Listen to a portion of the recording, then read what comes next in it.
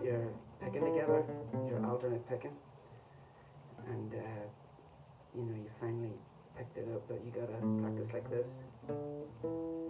Pentatonic, 2 notes per string,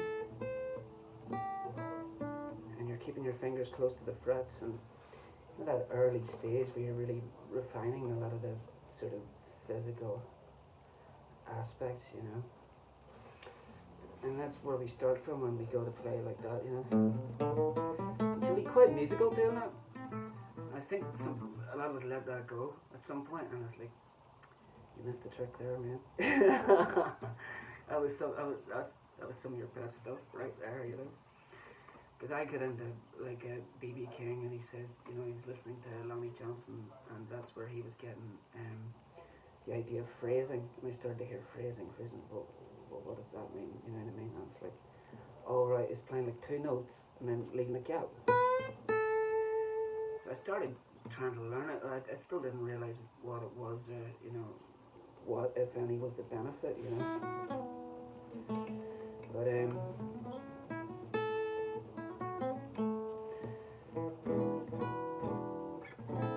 But I knew that I liked a lot of what he was doing,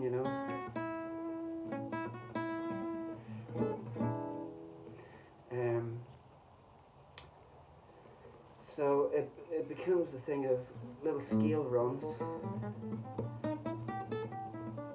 which I think can be great because it lends itself to your articulation quite well. And you learn all of the shapes, don't you, for play it there.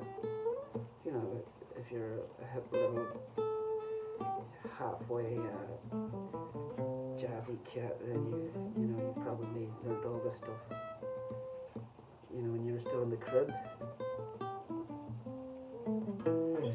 So that's all locked in, and you can roam about, and when you're in the middle and you can hear the rhythm section and all of that, that's when you start to bump and grind, for want of a better phrase, So rather than going,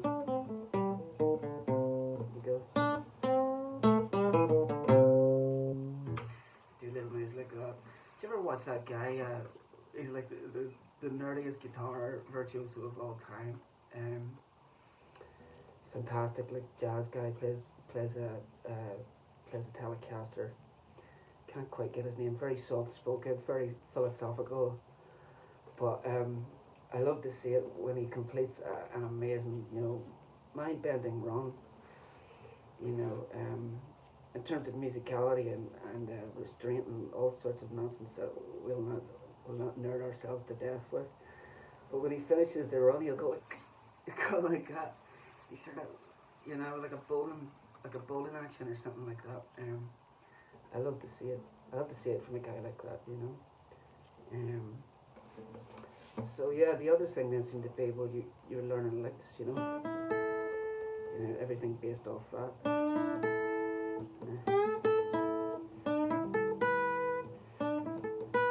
If you're clever, you can get into all that. I never managed to crack that one, But I used to play like this, 4 fingers to a fret to begin with, and do all the bends like that, thumb behind the neck, and do like Hubert Sumlin type of things, more or less unconsciously. You know what I mean? I was just feeling my way around the blues, and I was lucky enough to have a feel for it and stuff like that there. And then I started to get into this, and it was this to begin with, 3rd finger, always there. And then I seen Hendrix live at Woodstock was doing this, and this sort of unlocked this little move, which I love. So I kind of nicked that, and then you get big into Peter Green and the Green God, like, and you're worshipping every day and listening in disbelief as he strings together a 30-second phrase that is so far beyond your own capabilities, or probably your own future capabilities. You're hanging on every word. And he says, somebody mentioned something to him about the kind of licks that he played, licks and riffs. He says, no, I don't play licks or riffs. He says, I play phrases. You know, and they asked him, well, how did you do such and such, and you know, it wasn't the answer you were looking for, but he just says, all I did was copy B.B. King, Albert King, and Freddie King. It's like, pfft. But I'll say one thing about Peter Green is he used to do a little tune, it was like a solo blues. Stumbled across it again. I've forgotten about it completely, as you do.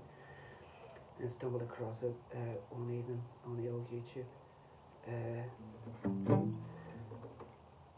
Where's it going now? Oh God, I'm gonna mess it up. Love my little baby so much you make my low down butter come. Something about the world or something.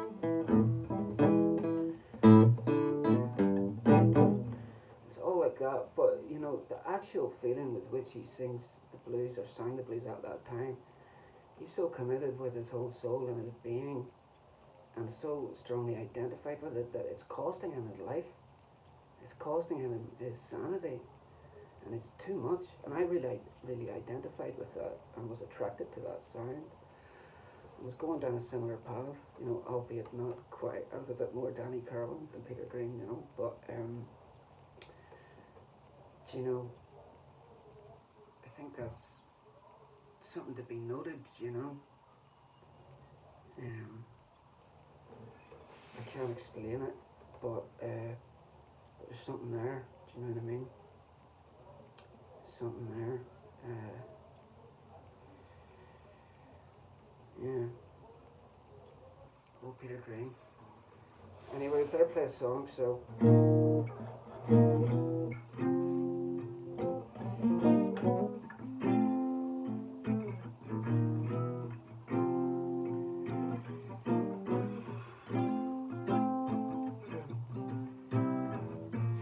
After all the jacks are in their boxes, hang on. And the clients have all gone to bed. This is post,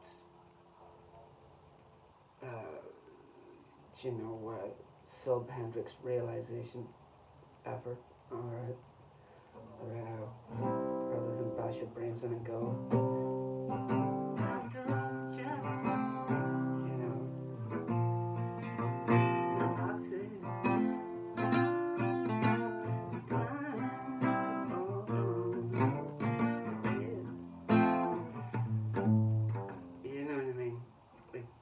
Stuff note for note, but we're trying to sing the song, we're trying to put the song across, you know what I mean? Not every performance can be a tribute to Jimi Hendrix, you know. So sorry Jimmy, but you know, you've been forsaken. Because as it turns out, it's quite a nice little song, you know. So let's see if we can get something out of it.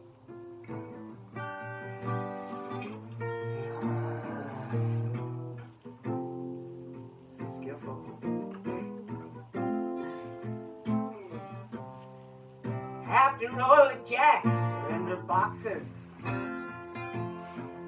and he climbs and walk onto their beds, then you can hear happiness staggering on down the street.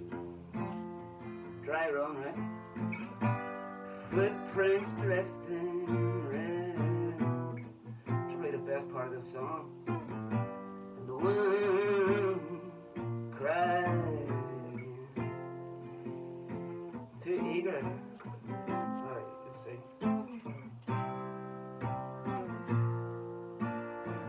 Alright,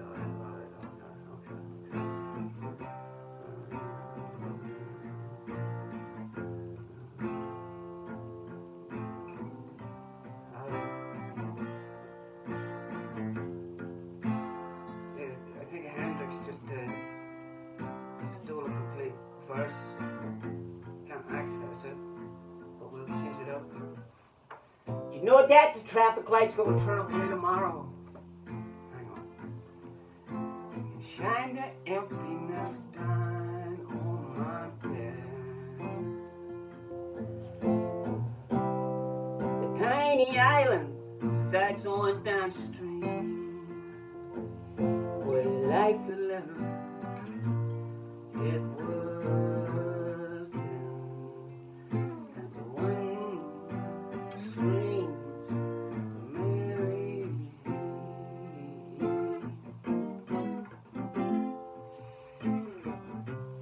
Will the wind ever remember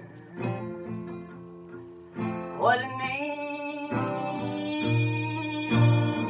that have blown in the past? Tiny island going to sag on downstream, where the life to live was dead. Wind scream.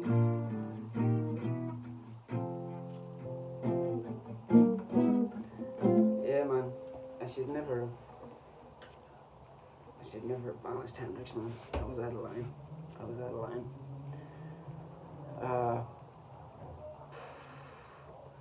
Yeah. This is the thing. See if you hand a guy the mic and he's talking flat out, he gets an ego on him, and he starts to think, well, I'm quite the guru here. So let me just cream off this beautiful piece of content with a video of me showing what a great singer I am, and all of this, besides fantastic knowledge. And sometimes that's what happens, so serves me right. Good evening.